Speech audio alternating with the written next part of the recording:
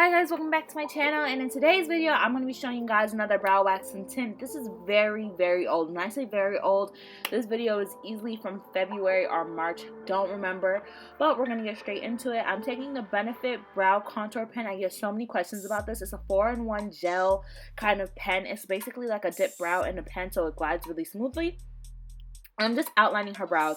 This is my best friend Brianna. Normally she outlines her own brows, but for the sake of this video I did it, and then she just looked over it real quick just to make sure it's the same thing. She prefers her eyebrows very thin and to keep the shape because her hair grows very scarce, so like she's not for the whole trying to grow out her brow hair thing. So if you guys are like, oh, it's a little on the thin side, just keep in mind that I don't do people's brows for myself. I do it how they would like me to do it.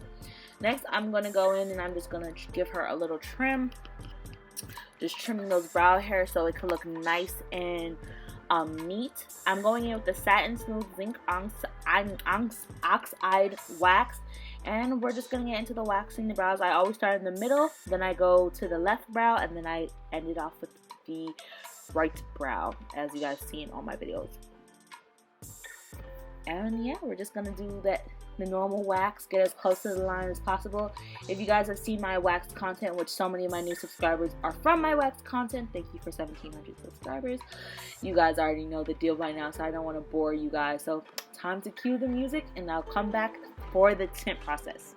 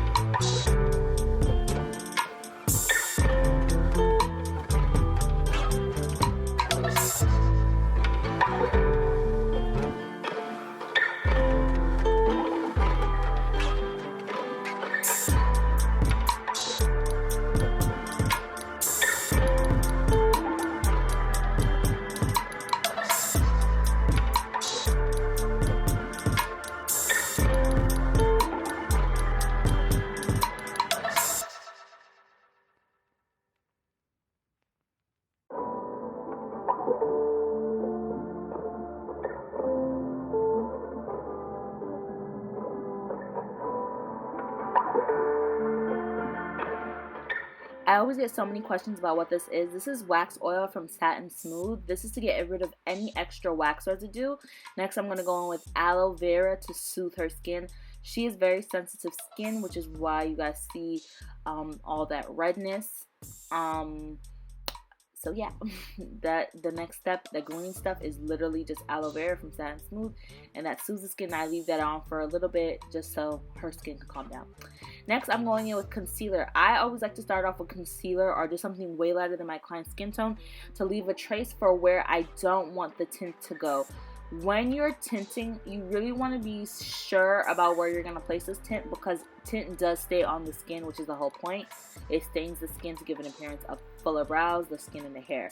So if it stains the skin that doesn't need to be stained, it's going to look very messy, very chunky. So I'm just outlining it with a bright concealer. You just want a concealer that is very clear. You can't mess it up. So I go for the lightest concealer I have possible. And then I'm just going to place my tint on with an eyebrow brush from Ruby Kisses. So I'm just really taking my time with the line. Like I said, you want to take your time with this portion because you want to make sure that you don't go too high or too low, because then your tint's going to look off. So I'm just checking that out, stepping back, taking a breather, and next I'm going to go in with that brow brush and start placing the tints. And I just go on with like furry strokes. Go light on the front, because ombre brows are always going to be in style. Darker in the back, lighter in the front. So on the front of the brow, I just do like light feathery strokes, and I don't place as much product.